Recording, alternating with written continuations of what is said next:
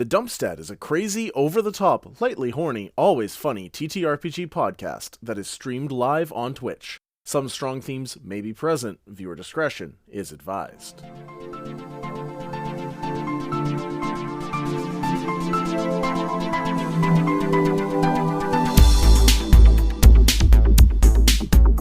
Hello, everybody, and welcome to the Dumpstat. It's me, and I'm singing, and I don't know why. All right, hello, my dumplings, and welcome back to the Dumpstat. We are back in Valborough, where your friend just died a horrible, painful death as his head was brutally crushed by a hammer, spraying viscera all over the walls, while the magical effect within his heart fades, causing incalculable, irreparable damage to many, many families. This is a comedy, I promise. Yeesh. Elio, you have just been granted inspiration by Christy. Thank you, Christy. And spoilers, you actually already had inspiration because in this session, inspiration only lasts one session. If you don't use it, you have to give an inspirational speech at the end of the session. So guess what? You have two that you now have to use. So I have to use two. Okay. Yes, and you are getting that because the last time that you played, you were the only one to escape an avalanche by going X Games mode on the back of a dragon. I will not elaborate. Go watch Clown Farm. Canter from Wild.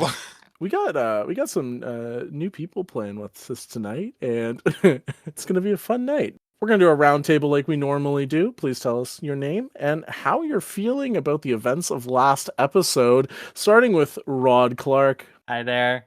My name is Rod. I am playing Mose Chisai, former paralegal, now mayoral candidate, deeply in last place mayoral candidate, now knocked out and dragged someplace bad. Yeah, an emotional place. Mose is not well. He certainly tried his hardest to save his friends. Maybe he thinks he tried harder than he did, when in reality he just kind of ran back and forth for a while before going down. Yeah, I think Moses is a little, his life is not in imminent danger, going to be a little retrospective about all this. Yeah, that's fair. Yeah. All right. Mose. Confused and unconscious. Yeah. Preach. All right. Next up, we have Tyler Mann. David, I play David Zatz. He's basically a gay Ghostbuster. And yeah, well, I keep saying I love puzzles and riddles and character interactions. And then Christian goes, here's 5 guys with knives. You need to fight them all or they'll stab you to death. So not good. How do you survive? I didn't. Apparently, that's a puzzle I play every day. Oh well, yeah, that's too real. I don't know. You know, you wake up every day, you got to solve that riddle and figure out what the fuck you're gonna do. And sometimes you got to figure out how not to have only half of your hit points and get out unscathed while the rest of your friends are knocked out. Fun. Yeah, that sounds about right. We also have Neon. Well, Mercy is nearly dead. Hi, I'm Neon. I play Mercy, who is a former weather girl turned was always a mean girl, and looking for her idiot brother, who has found herself enmeshed with these idiot dudes who she loves for some reason, and is completely unconscious, carried on the back of some people who have just kicked her ass, and she's got feelings about it when she wakes up. When? If. Anyway. We also have with us today a new player. Now, last episode, unfortunately, Taylor Morgan did pass away, and Joshua is having some life stuff, so he's just taking a break, which is okay. He might come back later, might not. I don't know. We'll let him do him. And instead, we've got a character who was from a one-shot that we did. So if you have not seen Clown Farm, it is officially canon. It is set somewhere around in between episodes 5 and 6, kind of synonymous with 6, I think. So definitely check that out. We don't need anything about Penny just yet. But how does Elio feel about the events of the last episode? Oh, it was so I found out that I was going to be a part of Valborough before that episode aired. So going into listening to that as just a podcast listener, I knew what was coming and I was like, no, no, no, no, no, no, no, the entire time. I'm interested to see how many of the main cast I'm actually going to end up meeting. Well, Joshua, if you're listening to this, please know that the reaction to your character dying wasn't, yes, finally, awesome. No, it was no, no, no, no, no, no, no. So you can rest assured that there was love for Taylor out there. Also, please know that we miss you. Yeah. John, you've been great the entire time. Your insanity has been an absolute joy. For those who only listen to Valborough but don't listen to our other podcasts, Elio is one of the regulars on Oops Only as well. Speaking of which, we recorded Clown Farm in January of 2025 before I went on testosterone. So if you're wondering why Penny sounds a little bit different, that would be why. Yeah, the joke pre-session is there's test bestos in the burrow. So That's crazy. I stand by it. I think it's a great idea. All right, let's do a little recap. Last episodes, the players fought against Michelle Strongjaw and the Technomancers. Michelle does have one of Henry's Artificer ghost brothers inside of her, which is how she was able to use an Eldritch Cannon. The battle is lost, with David in his ghost form watching Dick Buttnut as he has taken Mose over his shoulders, Space Pants, the other Technomancer, taking Mercy over their shoulder, and Michelle is dragging Taylor's body behind her. David, you're in this hallway, and you're seeing your friends getting dragged away, as well as Taylor Morgan, the blood from his neck stump and crushed head creating a drag as he gets dragged unceremoniously down the hallway as well.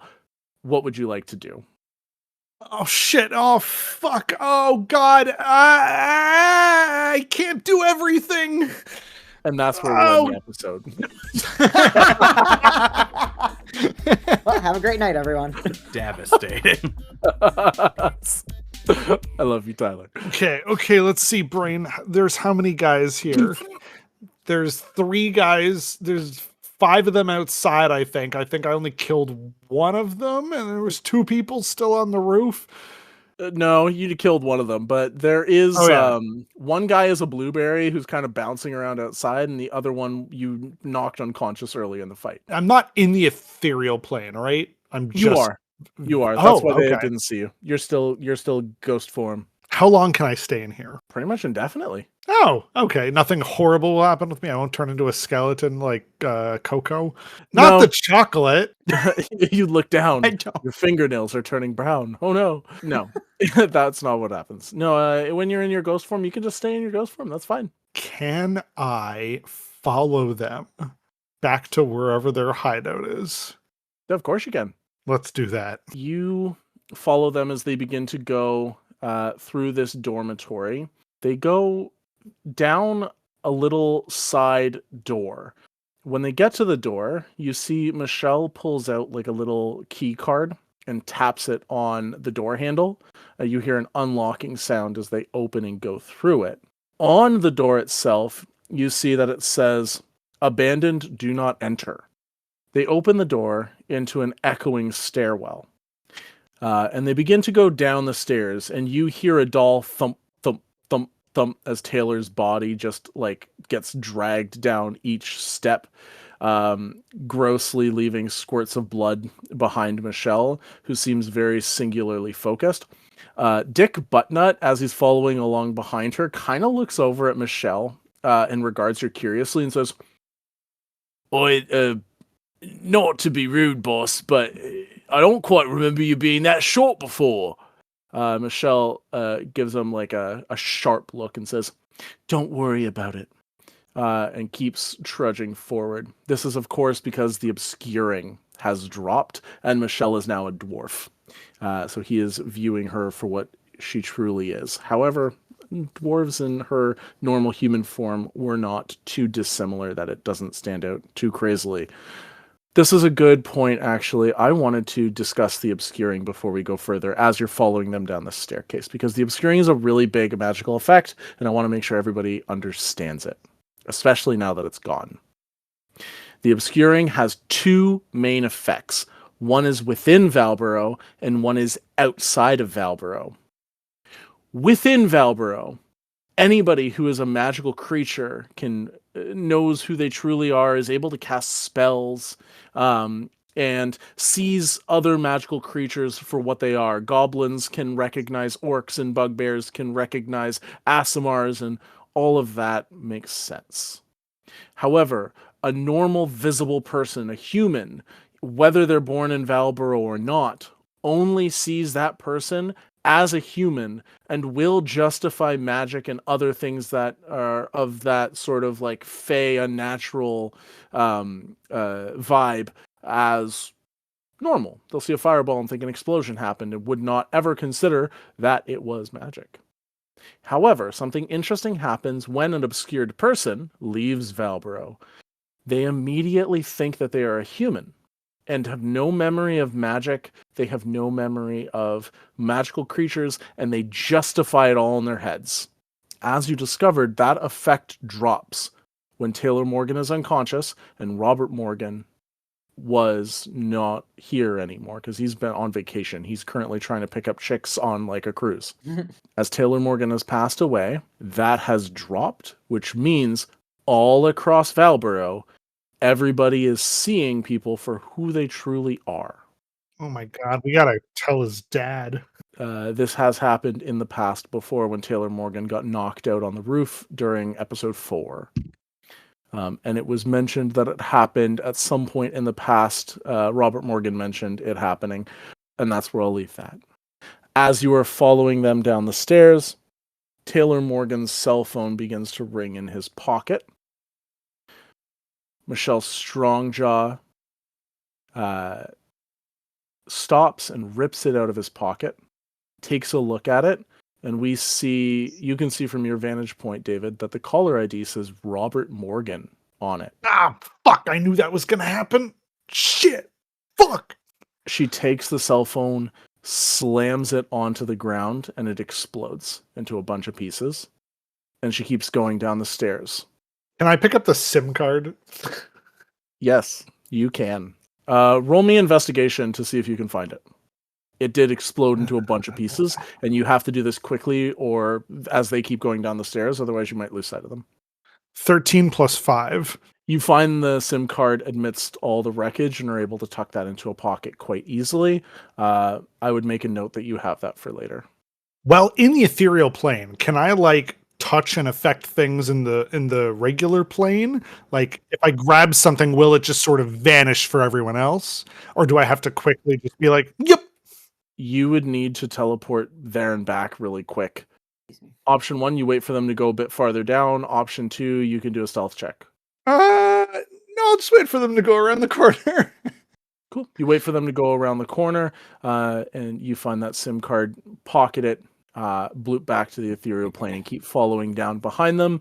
They are moving at a very quick pace, so keeping up with them. I could go through walls. Oh yeah, that's true. You can kind of just float down the middle, can't you? Cool. Yeah. You start floating down the middle through the stairs. You're following them down and down and down and down as they go deeper and deeper. How deep is this dorm? Maybe about 4 stories is what they go down.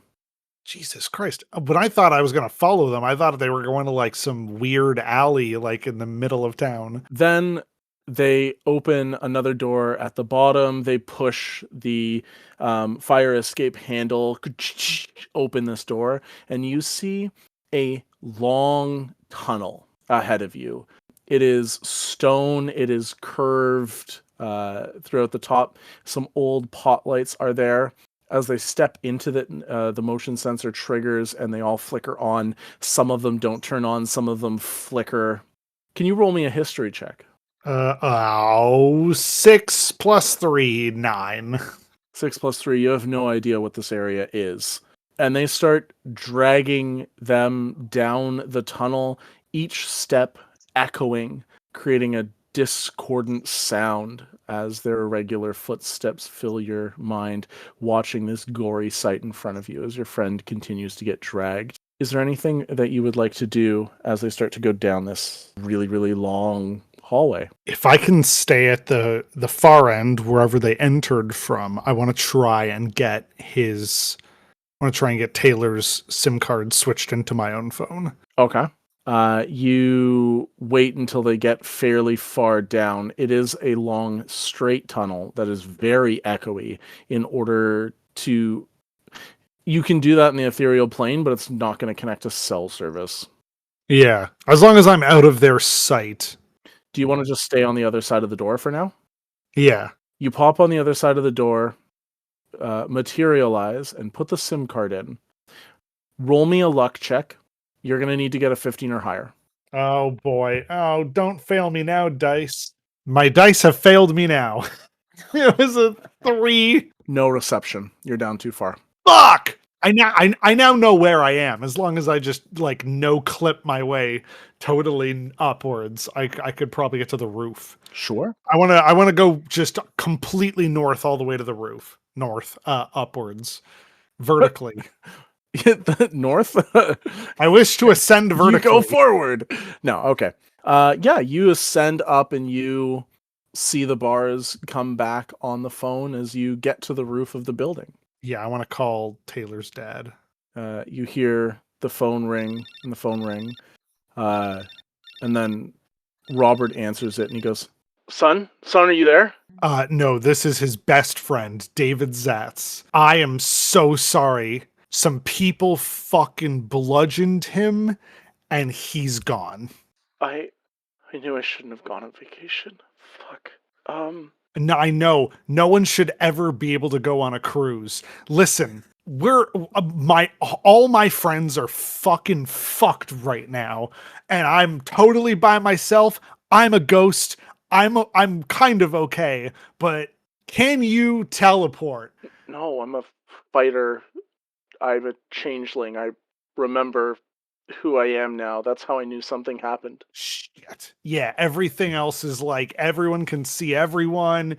Everyone knows what everyone looks like. Man, I don't fucking know anymore. This is beyond my pay grade, man.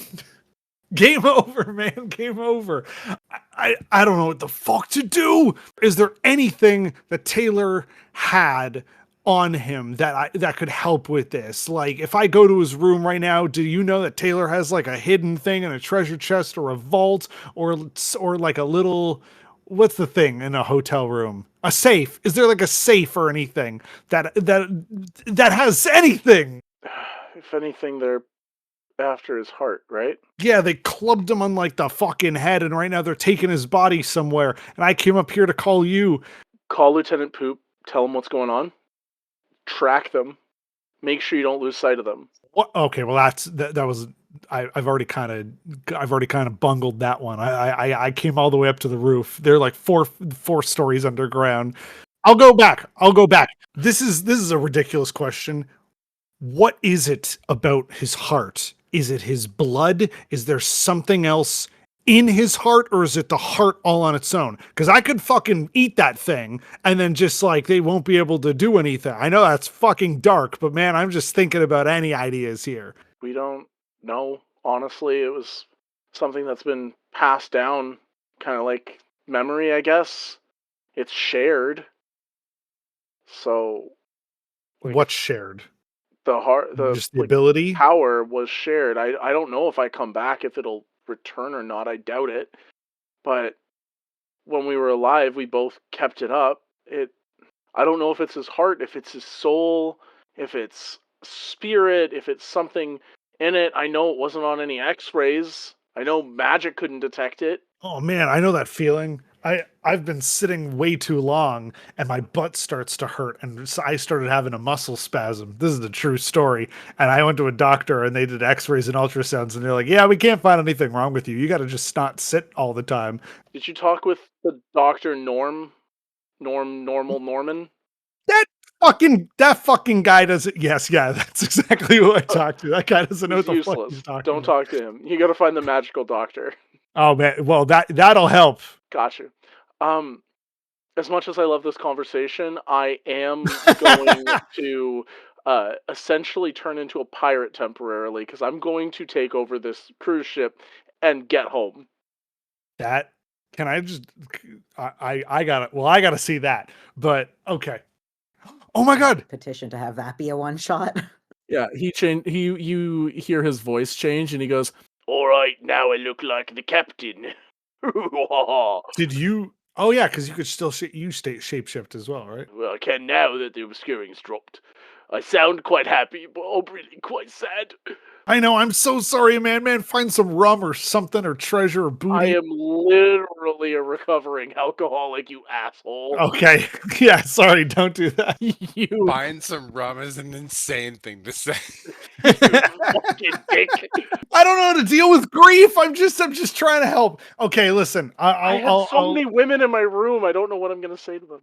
I am located at, and then I say the address of the thing of the particular building of the dorm, and I'm like, I'm four stories under the ground. You're looking for like a little door that say, well, it's a normal sized door, I guess, but you're looking for a door that says like, do not enter. And that's the door you want to enter through, bro.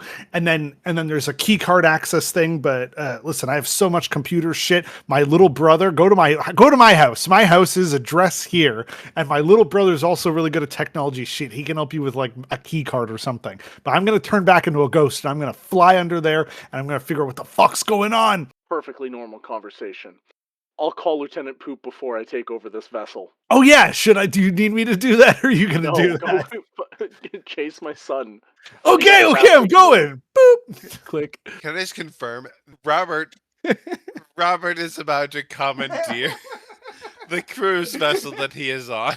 Yes, he is about to call. He is a changeling fighter on the open ocean on a cruise ship, drinking it up, trying to hook up with as many people as he can, living a life that he never could before, and he is about to take over the ship and drive it home. We all process grief a little bit differently.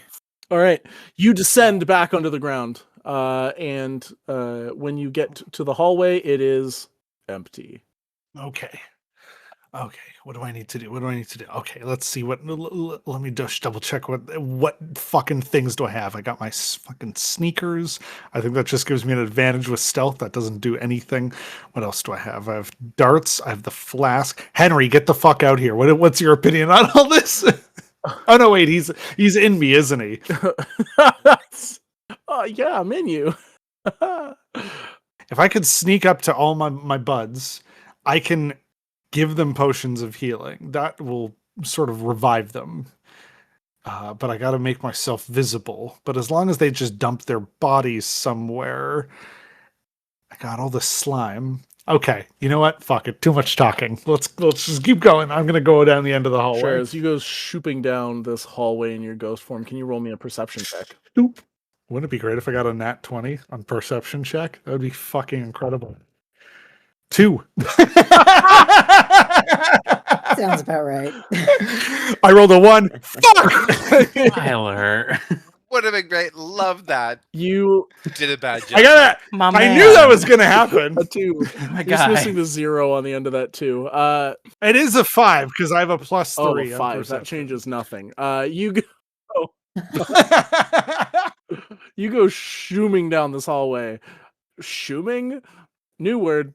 You go shooming down this hallway really, really fast. And after like a solid minute and a half of flying, you get to the end of the hallway and you see a similar door. Well, I'm still a ghost and I'm still invisible, and I'm in the ethereal plane. So I just kind of like poke my eyeballs through the doorway. Staircase going up. What the fuck? A staircase going back up? Yep. Okay. I will give you advantage on that roll as you get to the end of the hallway. Watch, I get a 2 again. That would be incredible. 9 plus 3, so 12. This is a really easy roll because there's a trail of blood. that I forgot about. Oh, yeah. You zoom past it in the dark of the tunnel with lights flickering. You missed it. When you get to this door, you turn around and look back, and you notice there's no blood on the ground. Okay. Where does the trail of blood end? Like around the middle? You go zooming back to around the middle, and you see the trail of blood suddenly ends. Okay. I look up. Ceiling. Okay. There's clearly like a brick here or something. I stick my head through the wall on the left. Darkness. Wow. Okay. And on the right? Darkness. What the fuck through the floor? Oh, you see a little staircase going down through the floor. What the fuck? Is there like a grate or something like on the ground? What's the ground? Is the ground also stone? Yeah. So there was a secret passage there. Okay, I go zooming down the staircase in the middle of the hallway. As you go zooming down, you see multiple hallways branching off in different directions. Like one long straight hallway and then other hallways that are branching off. And as you peek down the first hallway, you see that hallway branches into multiple hallways. Shit, fuck. I did ask for puzzles, didn't I? God damn it. You also see Taylor Morgan's body laying at the base of this, laying just shortly down this hallway. Oh, fuck. I fly back to it and turn normal. So you go down the stairs and into these a little bit, and you see Taylor Morgan's body laying there on the ground. You turn normal in front of it. You see that his chest has been gouged open. Shit. Fuck, they already have his heart. Now, the first thought that came to my head was just stuffing him in the bag of holding that has all the slime in it. I'm not just going to leave this body here. You want to just pick him up and put him in the bag of holding? Yeah. You pick him up and tuck him into the bag of holding. Schlorp, I'm so sorry, Taylor. I know you would never want to climb in here on your own, but, we gotta have a funeral or something. You see his body nestle on top of your goo and then just slowly sink into it. That'll preserve him for a bit. Okay, I am going to ask you to roll for me survival to track them down.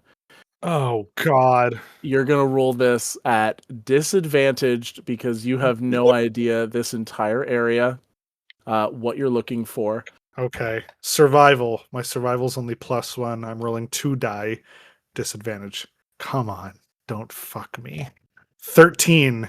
The other one was a 20. Oh, 13 is not bad, but not quite good enough.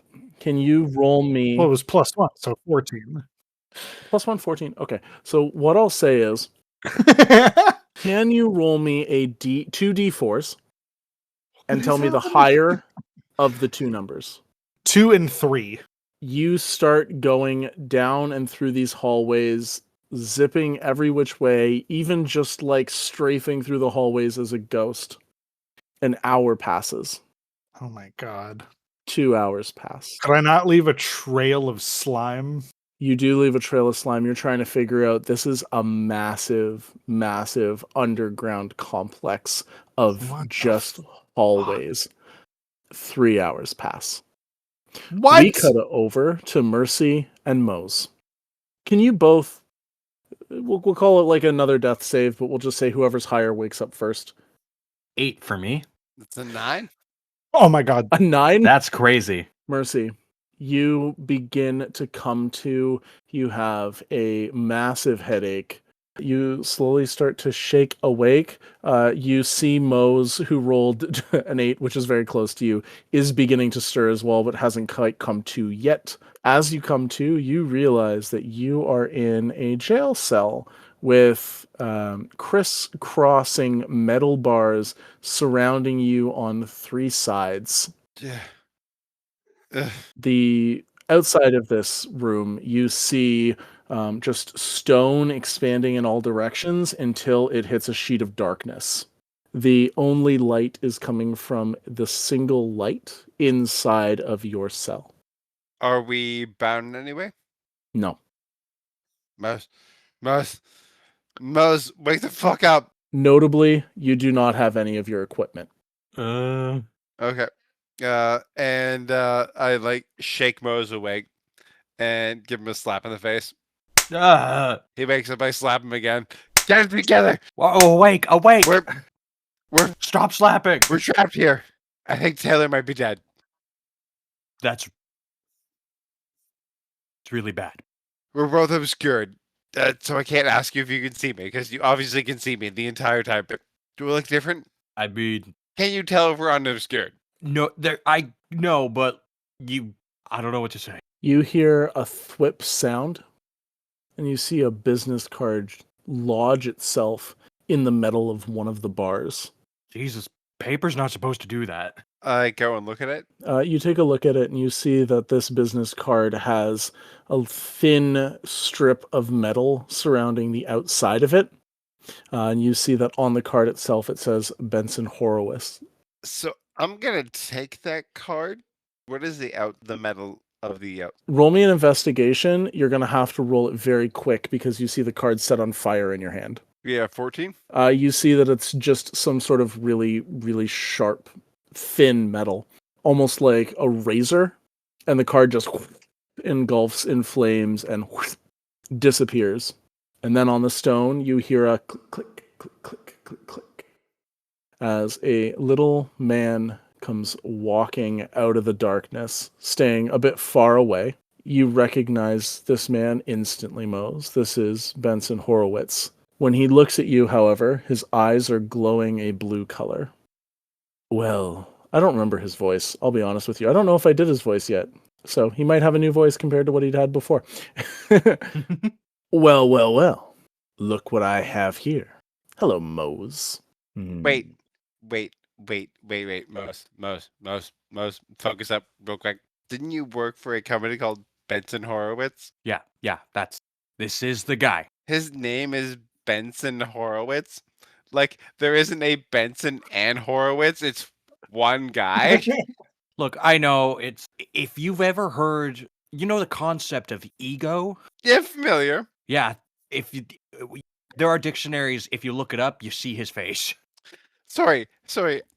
I seem to I understand paid for real it to be quick. It's there. not Benson and Horowitz. Benson Horowitz is a single person. I know that's how it typically works. He literally named his law firm after his full name. Better call Saul. Oh, don't go see that lawyer. Who said that? I hate this person.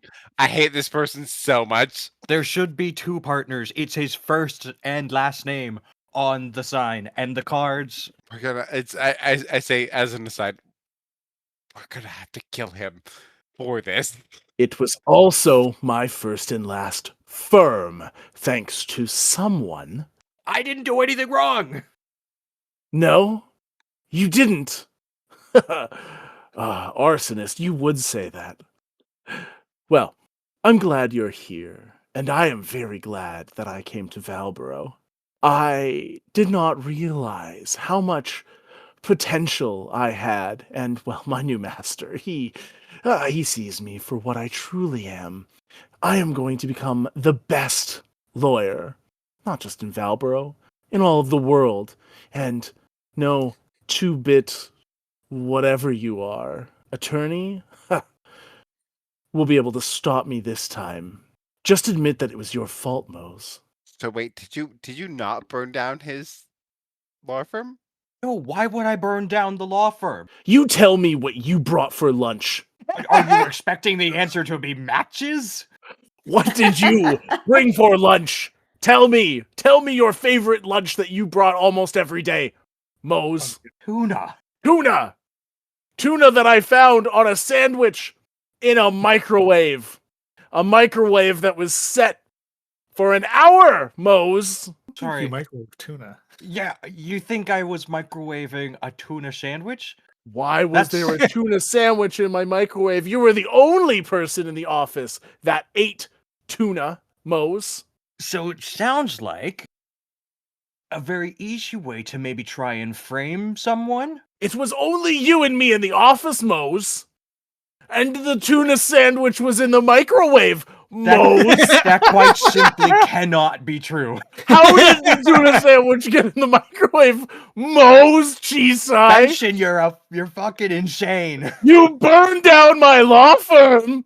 Mose. I get up like right up to the bars there, and they're just like, "You're a fucking idiot, Benson." And you're a monster, Mose, this whole time. You didn't even tell me the truth about what you were. You think I'll believe that you didn't put the tuna sandwich in the microwave? Mose Chisai! Well, at least I only look like a monster. Oh. Yes, well, soon you won't look like much at all, I suppose. Mercy pipes up at this point. Point of order. Mose is the least effectual person I've ever met. There was no way he would microwave fish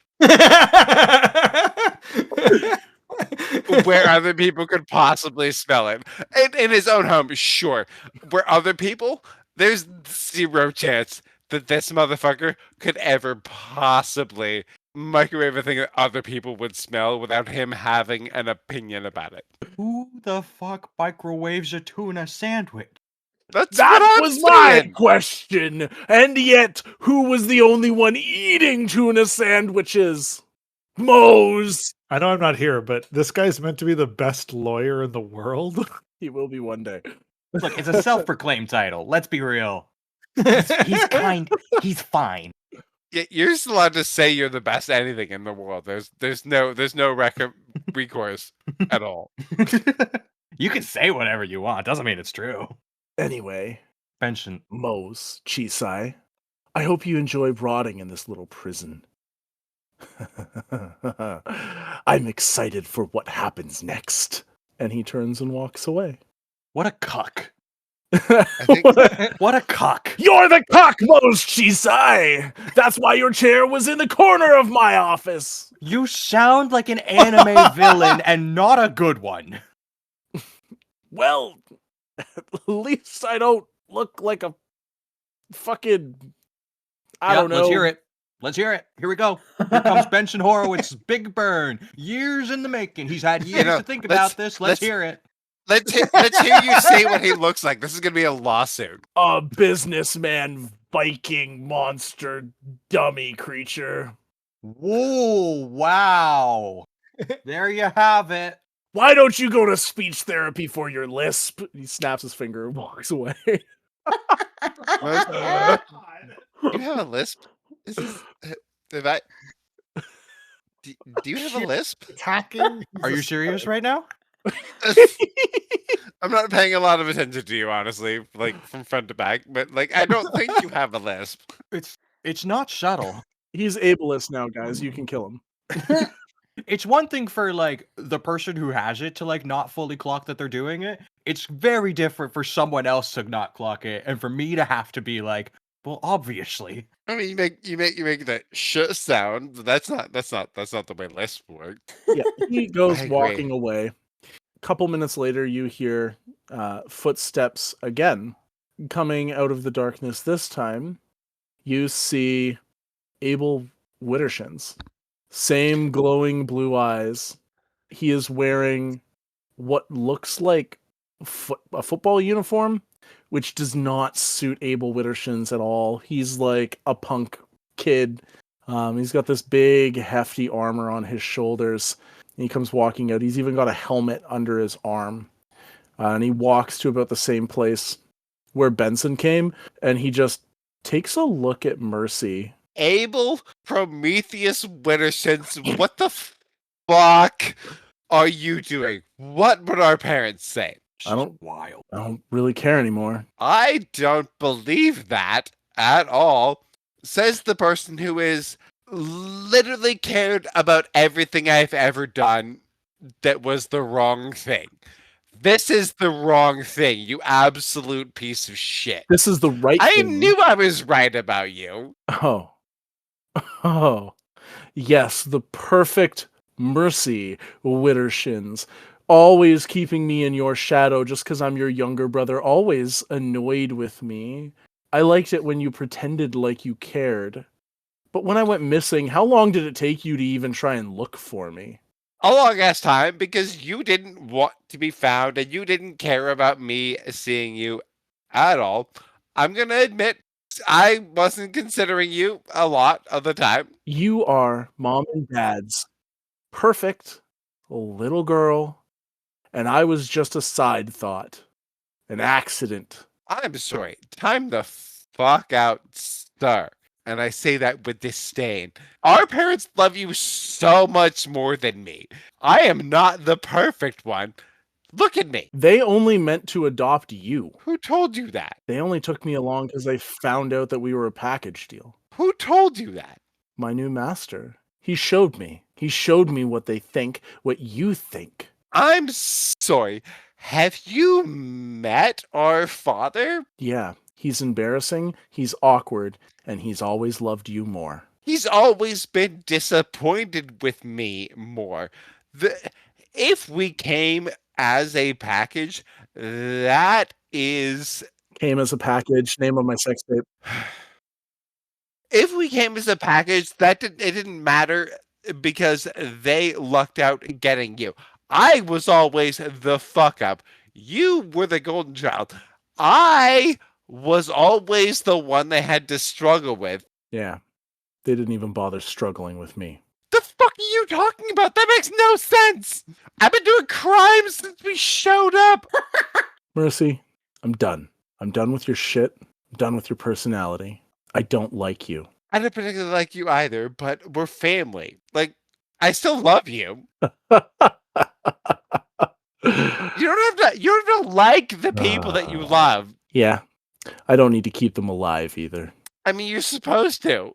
He just turns around and walks away. What a dick. I'm not the asshole here, right? Just right? No, that was fucked up. Like, I know I'm the asshole in most of the time, but that's not. This one's not on me. you clocked as well about the difference in their like the fact that they had the same eyes, right? Yeah, it's probably not him. I mean, it's difficult not to engage in that way, but I'm sure there's some element of honesty and truth in their feelings, but there is definitely something causing them to be their most angry and volatile selves. yeah, I'm gonna go on a limb on there and say it's the one in between. I don't know what mechanism they're doing to accomplish that, but I'm assuming that's the shitty thing that's involved here. I think that's a safe bet. So how do we get out? We cut away from Mercy and Mose for a second. And we cut over to David and Penny. Penny, you've had a very long adventure. The last probably about 4 or 5 months down in the burrow. We can get into that later. You and me know what happens, but yeah, you know. You are having finally found an exit to the burrow, walking up a staircase, and you come across a hidden door very similar to the one that you found in the sewers. And you push it open, and you see a long stone hallway in front of you. As you gingerly step out into it, David, as a ghost, so Penny can't see you, you see her step out of this hole in the wall that immediately seals up behind her. Turn human, and I pull out like my fucking crowbar. And I just go, "Who the fuck are you? Who the fuck are you? Who are you? Who the fuck are you? Did you kidnap my friends? Are you with them? I'm gonna fucking fuck you up." Ah! Oh my! Where did you come from? Where were you? I was a fucking ghost a second ago. I appeared. Whoa! I'm sorry. You were a ghost? I was a ghost. I can turn into a ghost. Watch. I just fucking ethereal. He's David Zatz. I'm reaching out in front of me and kind of like swiping my hand in front of me to be like, yeah. I go back. What Are you the fuck? normal? Are you like a normal person? Are you normal? Are you a normal person? Are you like a fucking weirdo like me who has like a power or whatever? Are you a person? I think I don't know how to answer that question. I'm a halfling. Okay, that's what I meant. Like, are you like a normal human being, or like, are you like a creature? Like, That's what you meant by weirdo? Yeah, no, I meant like, I haven't said, are you like normal, or are you like, okay? Did you kidnap my friends? Who the fuck who are you? No, your friends. No, I've never even seen you before. I don't know who you are. I'm Penny. Okay, I've also never seen you before. I think we're good. Were you also kidnapped by a bunch of jocks? Because I need to go fuck them up. No. It's a little bit hard to explain. But there were some clowns involved. There's demonic clowns down here, by the way. Don't know if you know, but just be careful. They suck. Oh, Yeah, fucking! I'm dealing. Listen, my friend just died. I'm going through a lot. There's some jocks that kidnapped my other friends. I don't know where the hell they are. Now you're telling me there's sexy demon clowns. I don't remember using the word sexy, but yeah. I just imagined that they have to be. Have you seen any creatures that do like the weird smile thing in the red eyes? Yeah, there's this fucking bitch named Seraphim. We have a video of her eating shit, but it's a long story. Okay, so some of the clowns had that. They were all identical except for this one that had like this big unnatural smile and these creepy red eyes. I'm sorry, I don't have time for clowns right now. Listen, are you gonna help me like find my fucking friends, or can I get you anything? Do you want water or whatever? I didn't even know you were in this hallway until you popped into existence. But yeah, I guess Yeah, I didn't know you were here either. Okay. So wait, where are your friends? Are you still trying to find them? Okay, we were in a dorm on a college. We went underground. There's this giant tunnel. Bunch of jock people knocked my friends out. One of them is dead. I put him into my bag of holding. It's full of slime. Don't worry about it. He'll be fine. Well, he's not. He won't be fine. He's dead. But his body will be safe for now. Listen, this is a very long story, and I don't have the time to get into it. I've already been wandering around for hours, apparently. Oh my god. He'll be fine. Have you seen any jock people? No, I was completely alone. You're the first person I've seen in a while. Oh my god, I'm so sorry. Okay, yeah, if you follow one of these tunnels up, there's a staircase up, you'll be in a college, and I'm sure you could press one of those blue buttons for like security or something. That's really good to know. Can you fight? Yes. Okay, do you want to help me fuck some people up? Actually, yeah, fucking people up would sound nice right now. Okay, cool, let's go. All right. I don't know where we're going, by the way. Where did you just come from? I turn around and kind of like point at the wall, and it's like there was a door, I think. Okay, I'm going to turn into a ghost and go through the wall, and then I'll open it from the other side. Yeah, you go ghost, you turn in, and you are able to push the button on the other side to open that door. You said you've been down here a while. Are you sure you want to like come back down this way? Well, now that I know where the exit is. Oh, okay, good. Yeah. Also, sorry, Christian, where did Penny just come from? You went exploring through some of the tunnels that have been mined and stuff like that. You found an old tunnel that was abandoned and hasn't been touched in an incredibly long time. You went through it. You happened to find a little secret alcove that you climbed into, where you discovered this incredibly long staircase that led up to here. Cool. So if I bring David back down the same way, will we kind of end up near where I was staying? Yeah, you'd have to travel a little bit farther, but yeah, you could go back to where you were staying. There's an underground city, like down that staircase, and then like walking a little bit. It's known as the Burrow. That I was kind of trapped there for a few months. It's fine, but yeah, there's an entire city down there. It's mostly like Durgars, if you know what those are. A what? A Durgar. They're a little like dwarves. You know what a dwarf is, right? Yeah, I know what a dwarf is. Okay. Have you ever seen any jock guys going in there? Or like a fucking Regina George type bitch girl in an ugly dress? No. Okay, then they're not this way. Okay. Well, where were you heading? I don't know! I don't know where they are! I was in this creepy little maze thing. You ever played Majora's Mask? There's like a underwater tunnel you have to do in your Azora. It was like that. It was like you gotta go left, right, left, right, or whatever the pattern is. Oh man. Okay. I was following a trail of blood, but then the body stopped, and I don't know which way they went. Gotcha. Yeah, we'll go back in the maze. We'll try and triple our efforts now. Yeah. Who has the highest survival? 1. 0. Oh, cool. God. David, roll survival with advantage. You've got the help action from Penny. With advantage? Oh my God. Watch, now it's going to be a 1 and a 3. And you've already been exploring for 3 hours, so you've... 19. Whoo! All right. Nice. I figured if we go all the way down the full left side of the hallway, it's a maze. Like, there's got to be a door, unless there's some kind of inner chamber. I doubt that, though. I could probably just fly through the direct middle of this maze. But my assumption is that if we go along the far left or the far right side, we will eventually come to a door or some kind of convergence point where this maze meets. Makes sense. Yeah. As you start going down using your logic, eventually you come to a wooden door. It is inset into the stone wall a little bit, so it was hard to notice at first. It is also the same gray coloring as all of the stone. It's been painted over. However, you see this door ahead of you. And we cut back over to Mercy and Mose. So what I'll say, I did describe it as crisscrossed bars. We'll say that each bar is maybe about like 1.5 by 1.5 feet. So it's a bunch of little square holes. And you know what they say about the body?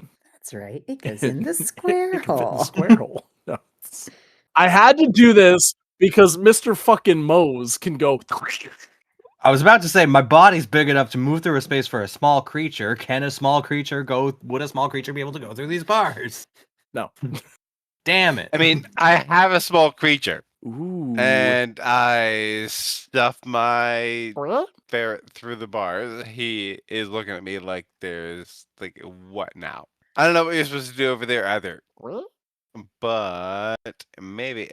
Do we have all of our class features back? You would have anything that you can handle without, like I'll say you're still wearing armor, but any weapons or items you don't have. But anything that is magical, you should still have access to. Okay, then I'm just going to wild shape into a different ferret and slip through the bars. Okay, but only if you give me a squee. Yep. You get onto the other side of these bars, two ferrets slinking together. Your ferret's just going scree, scree, scree, scree, scree, scree, scree, scree, scree, scree, scree, scree, scree, scree, scree. That sounds about right. And right as it's about to go, squee, squee, squee, right as it's about to do that, all of the lights just go on in the room. And as the lights turn on, there is an enemy before you. Can you roll me a d20, Mercy? If you get a 1 to a 9, it will be Abel. If you get a 10 to a 20, it will be Benson. 5. Abel Widdershins stands in front of you with his heavy armor football gear, and he goes, "A ferret? I am so glad you broke out of that cell, Mercy." And we'll cut back over to Penny and David. You've got a wooden door in front of you. Okay. Do you have any weapons on you or anything? I do, yes. What do you got? I pull out my short bow and also pull out my short sword. Okay. The proud smile. I got this. Oh, I also have a pistol. Okay. Oh, I say that like totally as an afterthought. I'm like, oh yeah, I also have a pistol. okay. And a Sick. shovel. Well, you can't attack people with a shovel. You're like full Crypt of the Necrodancer right now. Have you ever played that game? I actually haven't. Oh, okay, you should play that game. It's really cool. Actually, no, if you've been down here a while, you probably don't want to play a video game that's about that. I'll wait and play it next year when it's been a while. Okay, what fucking magic can you do, if any? Okay, so my shovel actually does have some stuff. Yeah, you should have led with that. I also have this, and I pull out like a big chunk of amethyst, kind of in the shape of a scale. I haven't played around with it too much, but I think it does something with gravity. Oh, okay. You have a thing with gravity. I've got slippery slime. I feel like if we put these two things together, it might be helpful. Oh, speaking of which, I also have this really cool thing, and I pull out this little vial of what honestly just looks like cum. It's called sovereign glue. Why did you have to say it like that? Okay, Literally- again, you should have led with that. It's this like crazy sticky glue that you basically like, don't put this on anything unless you want to be attached to it forever. Yeah. On the front of the bottle, you do see like a little boat, and it says Seaman's Friends. Jesus Christ. Of course it does. But yeah, so yeah, I got a shovel. I pull the shovel off my back and I'm like, I don't know what's behind this door, so we'll just fucking wing it. Oh wait, no, I can turn into a fucking ghost. I turn into a ghost and peek my face through the door. You see a man in a business suit with glowing blue eyes on the far end of the room, and you see a giant robot standing beside him that's just puffing out steam, and you see that he is absent-mindedly flicking a business card up and down. In this room, you also see a bunch of monitors with video cameras showcasing different places around, like at a quick glance, you see different places around Valborough. Oh, I gotta fucking come back here at some point because that's creepy as shit. Okay, I put my head back. All right, there's a fucking. I'm pretty sure this guy's a lawyer. I think I've seen him before. He has terrible television commercials. But why the fuck would he be down here with an evil little lair and a giant? Oh wait, no, we fought one of those fucking robots. Okay, he's part of this. Okay, I gotta fuck that guy up. What was his name again? I don't remember. It was a Jewish name or something, but we'll figure that out. because that narrows it down. All right, you got a bunch of sticky cum. We'll use that on the robot. I have normal slime. I'll use that on the human fucking guy. I have an advantage on stealth, so let me give that a shot. I'll kind of start coming in, and if I fuck it up and make some noise, we just go fucking ham on them. Sounds good. So, should I make a stealth roll to just start sneaking into this room? Are you gonna go in as ghost form? Yeah, well, yes. First, as ghost form, I want to just fly in and make sure that this door is unlocked from the inside so that we could Penny just needs to sort of kick it in. Yep. When you fly through the door, you can see that it is unlocked. In this room with all of the video cameras, you do see that there is another door in the back of it, past Benson Horowitz. I'm going to use my greasy slime. I just want to unload it on Benson if I can. Okay, so the way this will work, I will allow you to roll stealth. If you succeed on Benson's passive perception, then you'll be able to get your slime off first. I always like getting my slime off. Okay, so I have an advantage because I have my white sneakers, which is only a 10. That's some middle of the road stealth. Their passive perception is a 10. It's a meets it or beats it scenario. You appear very suddenly. Do you want to appear like floating in front of them, beside them, to the left? Where are you thinking you appear before you're going to goop? From behind, I just want to like dump it all over him like a fucking football player with some Gatorade. Okay, that he is standing very close to a wall, so you like appear in between him and the wall, and you goop him right in front of you. Yep. Cool. He is not expecting you to appear there as your goop goes off, and then we're gonna do an everybody rolls initiative. David, if you want to do a short rest as well, I'm okay with that in between what was happening upstairs and running around down here. So what I'm going to say here, David, your slime goes off. Yeah, once per long rest. Well, then let's use that now. Yeah, I conjure a massive, thick, sticky webbing at a point of my choice within a range. 20-foot cube. Okay, so that should encompass him and his fucking robot then. Yeah, it'd be against your spell save DC, so it's a 13. In that case, they both have failed, unfortunately, as your sticky web... Describe to me how you do this, actually. You've never cast a web before. I go thwip thwip as I shoot my hands. I do kind of like a jerking motion around my crotchal region, and then I put my hands together. I do like one of these Dragon Ball Z kind of things, but from like my crotch region. And I go, and then it kind of... I'll use the term splooges out. I'm the worst. Why do you want to play D&D with me? Because I love you. Who else would Spider-Man slooge all over my bad guy? You coat the ground in this viscous white liquid. It lands on top of Benson Horowitz, and the robot Benson Horowitz, I will not explain why, says, "Oh, not again!" I was, and then we go, yeah. then we go into initiative proper. Can Oh, everybody give God. me their initiative rolls? 7. 8. 6. I got a 4. Oh my god. Hey, Yeah, we're all like oh. back to back. Benson Horowitz rolled incredibly high on initiative. His fear of the again allows him to go next. The creature's attack rolls have disadvantage, so he is going to just try and do a strength check to rip out of here for his turn. His strength is a +0. He did get an 18, though, so he's going to wrench himself free, turn around, and look at David. The robot is also going to attempt the same thing. Going to try and rip himself free. Less good. The robot is still stuck there, unfortunately. We go over to Abel Widdershins, who sees these two fuzzy little ferrets running towards him. Ferrets is the Pokemon. Ferrets is what you are. And he is going to strike down and attempt to hit one of you. I'm going to roll to see which one he goes for, because you guys look pretty much identical. On a 1 to 3, it's going to be Mercy. On a 4 to 6, it'll go for your little friend. 1 goes for Mercy. Hey, everybody, can we try not to kill my brother? Everybody is Mose and your ferret.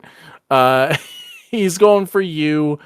So first things first, you see that from under his armor, he pulls out a drumstick, and then he pretends like he's gonna hit a drum, and as he hits, you hear like a tom sound, and you see the drumstick begins to glow with a bit of a yellowish green light, a chartreuse colored light, if you will. What? He casts Shillelagh on it, and he is going to run forward, and he's going to try and strike at you with his drumstick. He does only get a 10 to hit, though, which as a weasel means you have an armor class of 13, which is the closest D&D creature to a ferret. It goes over to Penny's turn, because that misses. I'm going to try and open the door. Yep, it goes and opens. What the fuck did you do in here? Have you ever seen the first Scary Movie? Yes. Okay. Oh, No reason. gotcha. I will head for the robot. I'm going to take advantage of the fact that it can't move right now. I'll try to be smart about it and kind of go like path of least resistance, so to speak. But deck save. Deck save. 17. That's high enough. You are, I mean, your feet go as you go running across the room. The webs are difficult terrain. Yep. Okay. So it means you get half movement, 20 feet across the room. You've got 25 movement. So you can only really move about 10 feet into the room, about halfway in. I'll dash, I guess, because my goal is to get to it. The thing that I'm gonna utilize the glue, and I need to be like right up close. You can dash as a bonus action as a rogue. Cool. Yeah, I'll do that then. All right. What this room needed was more milky white substances. Yeah. There weren't enough. Yeah. All right. So you've got 7 ounces in here. Now, I will warn you, it does take a minute to set with this stuff. Yes. So he would need to be stuck here for a minute for it to be useful. That's a long time in D&D rounds. That's 10 rounds. Yeah. I am still going to put the glue on. I'm actually going to go for his shoulders, like where the hinges are, or like where the parts meet, so to speak, hoping that once it dries, he won't be able to like get a weapon. You squirt glue from shoulder to shoulder, giving him what looks like a lovely pearl necklace, and it begins to seep and set into Nice. his body. Cool. I'm proud of my work here tonight. Oh my god. Yep. And you've gotten right up close to him. On your sovereign glue, you just want to make sure you mark off a charge. Mercy! Your brother just tried to smack you with a magically enhanced drumstick. Your Stormy, your friend rodent, is right beside you freaking out. What do you want to do? We're going to do bonus action revert. And then from weasel form, immediately pop up place my hand on his football pad's heat metal. Uh-huh. Any creature in physical contact with the object takes 2d8 fire damage. You can roll that. It automatically hurts him. That's 9. You hear the sizzling of flesh. You can smell it as well as the burning of hair as his armor begins to glow. I'm going to assume he's going to have to deal with that. I would like it to make it known that I'm not trying to murder my brother here. If he does drop below a certain amount of HP, I am probably going to do a heal on him. Alrighty. Anything else you want to do from your turn? I'm going to absolutely fling Stormy out and just have him bite Abel right in the face. All right. Stormy goes flying at Abel. Do you want Stormy to do its starry form so it gets its flight, or do you want to just leave him as the ferret? Okay, well then, yeah, let's go for it. Your stinky ferret starts glowing.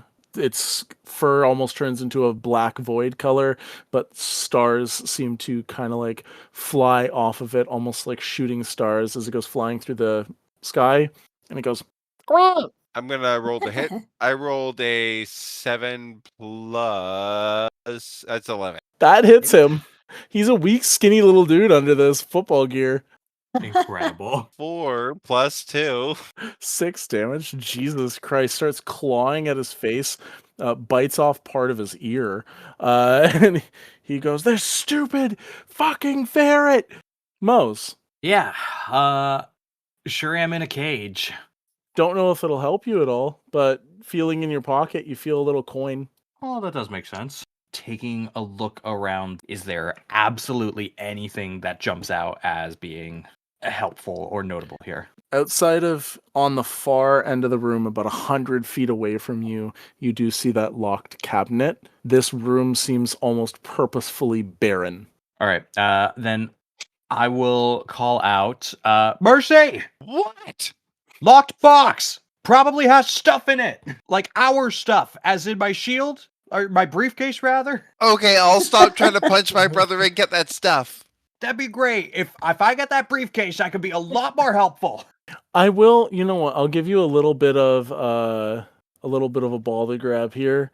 Don't know why. I will say you can use that fox coin like a spellcast focus. One more time. How far away is Abel then? I'll put them about 50 feet away. Room's Yeah. 100 feet. In that case, I will grip the coin, call over, Abel, The fuck do you want? stop, and attempt to cast command on him. All right. What is the save, wisdom? Yes, it is. He got a 5. Perfect. We love it. So that is halt. The target doesn't move, takes no actions. Yeah, all that fun stuff. And then that, yeah, I will pass turn from there. Awesome. Goes over to David. David, Benson is directly in front of you. Your web is everywhere. You've seen Penny rush up to this robot and cover it in some other white liquid. This is the stickiest room in the world right now. What do you want to do? Ah, fuck. I wish I was doing all this during a better time. Man, hey, man, what's going on? I thought we were like friends or some shit. What the fuck? Who are you? You're just a snot-nosed kid. What? Came all over me. What the fuck? Have- I'm gonna Have we sue not met? you. Are you not the lawyer guy who you worked with my friend Mose? I worked with Mose a long time ago until he burned down my place with a tuna sandwich. Well, okay, now hang on a second, because I know my friend Mose, and there's absolutely no way he would microwave a tuna sandwich. And how do you know that? Or what are you, his Who the roommate or something? No one would microwave it. Okay, first off, that's just bad manners to microwave fish in general. Second, I think the whole point of a tuna sandwich is that it's like cold. Like, I don't think you'd ever microwave that. That's something you'd like put in a toaster, like a tuna melt. You'd put in like a toaster oven or something. I'm just staring at. All I know is what happened. I don't personally eat tuna. Man, well, did you fucking kidnap my friends? Are you with the weird jock people? Yes. Also, my master wants you dead. Oh, Yeah. wait, what? Yeah. You don't. Oh, well, who am I? You said you don't even know who the fuck I am. Suddenly his face splits into a huge smile. His eyes go red, and he says, "Oh, I know who you are, David." Oh, no. That's fucking creepy. But a second ago, you did say that you don't know who I am. You said, "Who are you?" His face goes back to normal. It's like, I don't know who you are, but I know my master wants you dead. Oh my god. He's like a guy with two faces. A face-toed person. He's like the guy from the Man-Bat comics that I read. Well, listen, I fucking... No, you know what? No, listen. Apparently you don't know who I am and I don't know who you are, so fuck you. I get stuck, idiot. I go and look at the computer. Screens and I quickly skim them to see if there's like a security footage of where my friends are. Okay, so for your turn, you're just gonna look over at the computer? Yeah. What kind of reading do I get off of like these cameras? Is there like a list of cameras? You start trying to scan through all of these cameras, and when I say all these cameras, I mean there's probably about 50 screens in front of you. You see a number of popular locations. You see a train station. You see an alleyway that you recognize from near your house. You see a cemetery. You see a bunch of different things like that, but notably you see the grocery store. The first letter of each of these screens have to spell out a sentence then. What's 50 characters long? On the screen for the grocery store, and you recognize it as the grocery store that Mose used to work at before he was fired. You see a crowd in mass hysteria fighting against each other. Oh, fuck. The price of bread must have dropped below $2. And you see a goblin go running into one of the aisles, and you see a human go chasing after them wielding a gun. Oh no, it must have been a good sale on bread. That's your action. Do you have any bonus actions you want to do? There's only one other door in this room, and if I can't see my friends and if I don't see them on these monitors, I'm going to go and try and ghost through the other door. You are not currently a ghost, and it is an action to ghost. Your investigation is your action.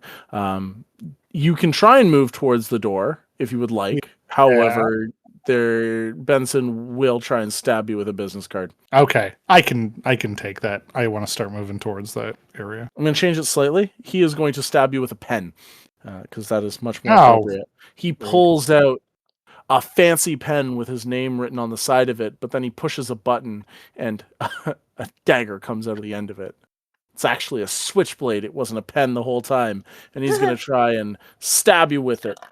It's not bad. That's a 16 to hit. 18 is my armor class. Stabs into the wall beside you. When it stabs into the wall, you hear what sounds like whispers coming from the pen, and you hear, "Order in the court, order in the court. You killed my wife." And you just hear all of these weird, like, court noises coming as whispers off of this pen. That's Flavor, because his ink blade does psychic damage, and I don't know why. Okay. So he has courtroom whispers attached to his ink blade. That's cool. Yeah, you start moving. He was really close to the door, so it takes you only 5 feet to get over to the door. You've still got an object interaction. Open it. As you open it, you see in front of you a large hallway that branches into multiple hallways. Oh, fuck. You've still got a little movement. Do you want to go into the hallway? No. All right, you stay at the door, and we go over to Benson's turn. Benson is going to see you going for the door. He is going to immediately just take another pen, and he's going to throw this one at you at the door, now that you've gotten a little bit of distance from him. That one. The blade tinks off the wall. The armor is going to see Penny directly in front of it and is going to try and make a swing on you. However, because it's restrained, it has disadvantage on this attack. It's going to take its fist and it's going to try and punch at you. You see as it lifts its arm up, some of your hardening glue starts to seep into the armor. That is a 19 on the dice. Nope. Disadvantage, sorry. That was a 5 on the dice. As it tries to swing at you, you easily duck under its slow fist. Abel Widdershins. Does he make the saving throw at the... He has to make a Constitution saving throw or drop the object if it can, because there's something special with the armor. Armor attaches to you and can't be removed against your will. He goes and struggles to try and pull it off and finds that he can't. It is stuck to him. Screaming in the pain of his flesh burning and this creature grabbing onto his face, scratching at it and ripping off part of his ear, he is going to step forward. You see the armor, like Iron Man nanobots, down his arm to form a gigantic fist that begins to spark, and he goes to swing at you with his fist. Okay. How long did stop affect him for? It has to follow the command on its next turn. All right. So what I will say then is that he imagined hitting you really, really hard. And as he raised his fist up to try and hit you, and his gauntlet started charging up, as it was about to hit your face, he paused and could not move. We'll go over to Penny's turn. Penny, it has been 6 seconds that this glue has been settling on this giant robot. What would you like to do for your turn? I'm just going to leave the robot. Even if it doesn't end up being super, super useful for us in this very moment, that glue is still going to dry after a minute. You can disengage as a bonus action if you want, so you don't take an attack of opportunity. Yeah, I'm going to do that, and then I'm going to try and join David over by the door. You'd have to pass Benson to get there. You see him reaching into his coat. He is wearing like a nice little gray suit with a black tie, but when he reaches into his coat, you see that it's just lined with pens. I believe you have to make the save. Oh, that's right. When you start your turn in it. Okay. Yeah, can you make me a quick dex save just to make sure you can actually move? For sure. Oh, I accidentally hit that twice, but the first one is a 12. You get stuck as you turn to try and move away, and now you are restrained directly in front of the robot. Cool. Oh no. All right. Well. Oh no. That is a horrible place to get stuck. I will say you still have your bonus action since you did not move. If you would like to change what you do for that. I just looked at your sheet and I see all of the potions of healings you bought. Yeah. I don't think I really have a bonus action that I can do right now, so I'm good, I think. I'm gonna pull out the rope from my pack and actually, sorry, before I do that, how big is this thing compared to me? I'll give it to you if you can succeed on a really, really hard sleight of hand check. Sleight of hand, okay. I'm going to say DC 20. That was an 18 total. 18. I'll say you've got the rope around this creature and it's like trying, it like gets its hands up and it's holding onto the rope and it's keeping it pushed out a little bit. So it might be something you could do on a future turn because the rope is still there and you haven't completely failed. Cool, okay. Say you kind of like lassoed him a little bit. Mercy. Okay, do I have a good sense of how fucked up he is right now? He is like in a lot of pain as his flesh melts under this armor that you've set him on fire with, and your rodent is tearing at his ears. That's fine. As my object interaction, I'm gonna grab Stormy and hurl him down as far as I can to the box. He's gonna turn tiny. into his starry form. He has a flying speed now. But what's his flying speed? Does he act on my turn, or does he have his own turn? His own turn after you. Okay, so that's not. He's gonna change on the way. You throw him. He was already changed. You throw him, and he starts flying. So on his turn, he'll just fly the rest of the way. It is 60. Yes. Yeah, correct. so he's more than enough to get over there. And what's he seeing when he gets over there? I'm gonna say it's still your turn before it goes to his turn. Abel, this can be over as soon as you want. Just say uncle. Say uncle, bitch.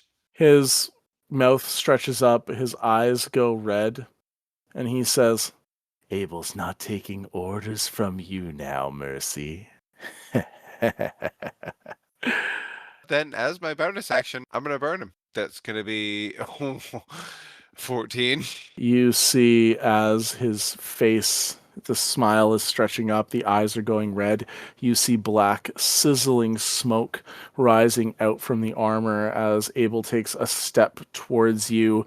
His fist bumps into your cheek, and he collapses on the ground and starts seizing. Don't love that. He's at 0 HP.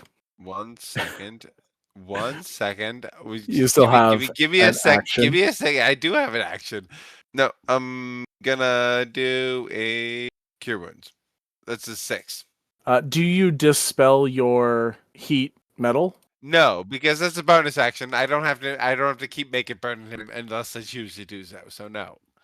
Okay, fair enough. I'm gonna roll a wisdom save for Abel Widdershins. Ooh. Oh, no. With his bonus, that is a dirty 20. You see Abel Widdershins opens his eyes. You see the one between all's face fade away from it. I'm sorry. And he starts like trying to rip this armor off of him, like struggling against it, but he can't get it off because it's stuck on him. He like gives up and he goes over to you and he just like holds your hand and looks at you. He's like, I'm so sorry. We cut over to Penny. Don't love that. Okay, I'm going to continue to tie up the robot then. Sleight of hand check. You still got to beat a 20. It's 19. Fucking hell. You're both struggling against this rope against each other. Mose, you guys are like lightly out of initiative, but we'll cut to you for role play purposes. What do you want to do? I continue to wait for Stormy to get me out. Can I bless? I'll bless myself and Stormy then, I guess. Stormy goes flying over to the corner. What do you want Stormy to do over there? So this locker, he can open it. You see a simple spin dial lock like what you would have in a locker room, holding this metal door closed. How strong does the clasp look on this? Not very strong. Your brother looks back and sees what Stormy's doing, and he looks up at you and says, the password is 6967420. I hate everything that you just said. Christian, have I told you recently how much I love and appreciate you? No, Not don't nearly enough. award him for that behavior. He lands on there and dials that thing. Can you roll me sleight of hand for him? I rolled a 7. He's trying real hard, but then he does a 6 and a 7 instead of a 67, and he's trying to find the 420, and he doesn't realize that it should be a 4 and a 20. He's just all over the place. Yeah, he doesn't know how thumbs work.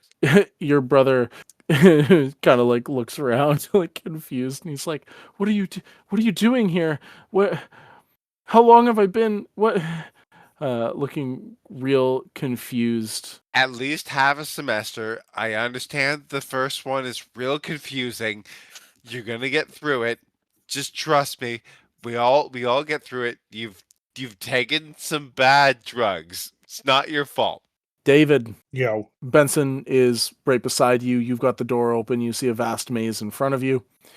A lot of the cameras behind you. Benson's looking pretty healthy still, because I don't think he's taken a hit yet. I might be wrong. Oh, that's about to change. I want to like fucking grapple him. You're gonna roll athletics against his athletics and acrobatics. Beat a 7. Oh my god! Please, that was a nat 1. Oh my god! Can I get a redo? No. No, let's go. That's not how this game works, bud. We've set a precedent. Yeah, David, take one of my inspirations. There you go. Please. Oh my god. Yeah. If I get another fucking one, what do I have to beat? A 7? A 7. 19 plus 2. How do you grapple him? What do you do? With my goopy, webby hands, I kind of want to put him in a freaking headlock. You grab him in a headlock. His toupee falls off unceremoniously, falling to the floor. And he goes, Bald! Oh my god! Shit, No! dude. No! I'm gonna Sorry. sue you so hard. I'm gonna sue you so hard. You're not even You gonna have know my what's fucking gonna friends. happen. You have my fucking friends locked up. Yeah, and You're gonna take me to them right the freak now, or I'm gonna jizz all over you so No, hard I'm you gonna won't sue even be you for able to that breathe. too. So Go much ahead. suing. Oh my god. Suing. Oh, I'm gonna sue you because I kidnapped your friends and you're trying to get them back. You're being a meanie to me because I'm trying to murder your friend. You know what? Fuck you, man. Fuck you. That's not. You think that's gonna hold up in court? You think that's gonna hold up in court? You piece of garbage. That was the smartest thing I could think of. Mose would be friends with you. Yeah, because Mose is a super cool man, and you're a guy who goes around kidnapping people and stabbing my friend and ripping their fucking heart out. I'm gonna take your heart and I'm gonna shove it right up my butthole and I'm gonna poop it out and make you eat it. I can't eat it. Sorry, if I'm I'm getting dead. I'm getting way. Stupid. I've been watching a lot of Smallville. This is the first chance I get to kind of role play yelling at a villain. You take me to my fucking friends right now, you son of a bitch. Okay, you have him grappled and you're yelling at him. Yeesh. It's gonna go to Benson's turn after your turn, unless you want to do. No, you don't have any bonus actions you can do. He's grappled, but he is in a chokehold, so he is going to reach into his pocket and pull out a pen and try and stab you in the arm. Let go of me! I'm gonna sue you. I got a 10. No, I got a 12. He missed. Yeah, Very, my armor very class is badly. 18. The robot, who is very stuck and is currently fighting against your rope, is going to try and take a swing on you. Penny, that's an 18 on the dice. Ooh. Yeah, unfortunately that hits. That's 10 damage. He just clocks you in the side of the head, and you like Michael Jackson lean because of the web and straighten back up. Weebles wobble, but they don't fall down. So we'll jump to Penny's turn. Wow. I'm gonna try a strength saving throw to saving to get out of the web. Okay. Well, that's a 16, maybe. No, 16 would work. Oh, cool. Okay. Yeah. You managed to slop your way out. You want to try and walk away from him now and ignore the rope? Yeah. It would be an action to do the breakout thing. Okay. As you walk away, he's going to try and punch you again. Mhm. Misses that time, though. Yay. You have just enough that you can plop over to where Benson is. Perfect. I will do that. I'll say that you get just outside of the web. We'll say that this little corner of the room doesn't have any web. I've been imagining in front of the door there is no web anyway. So you don't have to do any saves on a future turn unless you go back to where the robot is. Okay, cool. Back in the room with Abel. Abel gets up and walks over to the locker with shaky hands. As he goes to walk towards it, he throws Mercy a set of keys. Get Mose out of there. He goes to the locker and he starts spinning the lock. He's cursing under his breath because he's got shaky hands, trying his best to get this open for you.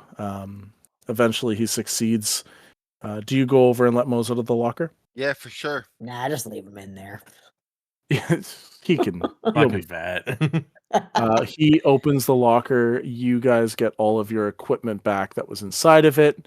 And he kind of just as you're putting on your necklace and your briefcase and all that stuff, he just kind of sits on the floor and starts crying and trying to take off this football gear. And he's just struggling against it. Listen, bud, I told you that being a jock was not the way to go. And that I would hate you forever for it, but I don't. I realized that it was the right choice for you, but you can see now that trying to impress other people has resulted in a bad situation. Yes? It's just, I saw the mask and I put it on and he told me so many things. I know they're lies, but I believed them when I had the mask on. Mercy, I think you're the coolest person ever, and I didn't want to live in your shadow. Hey. You're right. But I also think you're kind of cool yourself. I know don't tell anybody I said that. but the fact that you're able to admit that makes you the coolest person on the planet. You're stupid. I give him a very light slap in the face. Hey, help me get out of this armor. Please. Presumably, I know that, like, I'm not going to be able to do that. Yes. As you take a look at it, you can see there's like festering wounds underneath the armor. He has been wearing this for months straight, unable to take it off. It's like the equivalent of bed sores. It's kind of like fused to his body at this point. Oh, So we're going to have to do some, like, remove curse or probably a higher level spell in order to get that off. Like, this is not a thing that we're just going to be able to peel off of him. Doctor could probably do it. It's not magically adhered. It is literally adhered through sheer unhygienic. He was under mind control for months. Let's call my boss. Not technically a doctor, but... We jump back over. Benson's going to just try and break the grapple. This is athletics versus athletics. Can you give me an athletics check, David? You have to beat a 11. He flexed real hard. I believe in you. Oh, 14. Yeah, he's trying to struggle out of your arm, but you've got a big bicep holding him in place.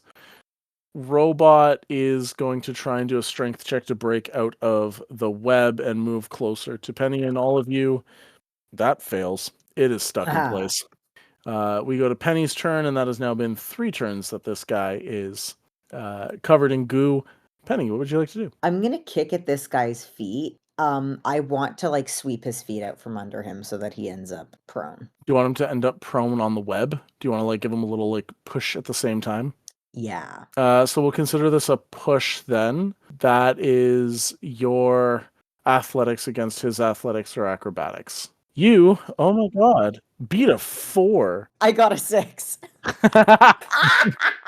Sweet push splooges face first onto the web on the ground and starts trying to like push up, and you see the liquid is just pulling his face with it, and he's like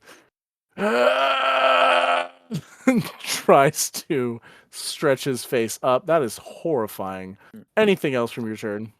Fuck you, dude. I'm going to kill you all! Wanna bet? David, he is very prone at your feet right now. Give him a little kick. You take me to my fucking friends. You take me to my freaking friends right now. And also this person. Yeah. You take both of us to my friends.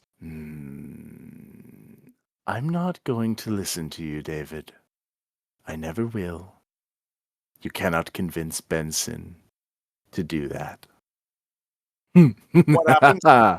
And then you see Benson's head starts to turn and starts to turn and turn and turn. You see the web ripping off of his face, catching one of his eyelids as he rips some of his eyelash hairs out. His neck continues to turn until he is looking over his shoulder, and he continues to turn. You have not taken an action yet, David, but you start to hear as his neck makes a crunching noise, and he continues to try and turn his own head with this grotesque big smile on his face. Can I jump into the ethereal plane? You jump into the ethereal plane as your action? Sure. Does he appear any different? Is there like a spirit over him or like in him? That is interesting. Can you roll me Arcana? Oh my god, I've literally never used that before. 12 plus 5, so 17. With a 17, you do see a sort of light aura coming off of him. Benson twists his neck all the way to the back very suddenly. And you just hear a loud cracking sound, and then David, from your perspective, you see Benson's ghost suddenly appear standing over his body. Oh, fuck. Dude. He looks confused and just like wanders away and walks through a wall. Wait, do you have any last words you want to say? He looks back at you and says, I know it was my wife who heated up the tuna sandwich, That is the least important thing. Oh, he's gone. but I needed to confirm it for the insurance. And he just walks away. What? What? Wild. He knew He knew his wife heated up a sandwich for an hour, but he needed to confirm it. He needed to essentially blame Mose. It's a tuna sandwich. She must be punished. Did he divorce his wife or something? Somewhere in another part of the world, there's insurance companies that are going after Benson who are trying to say that it was insurance fraud the entire time. Meanwhile, it was just an accident from his wife. So he was trying to pin the blame on Mose and has been for probably about a year. How much of D&D is involved with insurance schemes? You know what? That's a really good place to end the session. Sure. Oh, hey there, all y'all dumplings out there. It's me, Lieutenant Poop, here to do the outro. Thank you for watching the fantastic episode. We look forward to many more adventures and stories in the future. We do stream them live on Twitch at Dragon_Teacup, so there are chances for you to interact with our stories. You can catch our Valborough campaign the first Wednesday of every month, our Oops-only campaign the third Wednesday of every month, and occasional other sessions when scheduling allows. We also appreciate if you share with family, friends, your local police officer, that guy who stands on the corner, you know the one that I mean, etc., etc. All of our links are on our link tree, which is www.linktr.ee/thedumpstat. If you like the style of TTRPG that we do and want to get more involved, make sure you ask for the Discord and the stream chat. We are more than welcoming to newcomers, and we have a little community growing on there. And just like me, you gotta remember to stay dumpy. I got something very important, guys. Yeah. Elio, you didn't use one of your inspirations. Oh, Oh no. shit. You're right. You gave me one. I did. So I We're have gonna an need inspirational speech to An make. inspirational speech. And I'm going to need you to give an inspirational speech on why sleeping is good, but only at the right times. Okay. Cue music. I love sleeping as much as the next person. The feeling of getting into like a nice cozy warm bed at the end of the day is one of the greatest joys in this world, truly. However, that is something to happen at the end of the day, or if you are lucky enough to have some time in the middle of the day that you can kind of carve out for that. But you got to remember that it's not always appropriate to just pass the fuck out, especially when there are people waiting for you to Oh my god. to continue love your you, activities. Leave him alone. He's had enough. He's had enough. Don't kick him when he's down. What are friends not for if not embarrassing you? We love you, Neon. Love you, Neon. Get proper rest.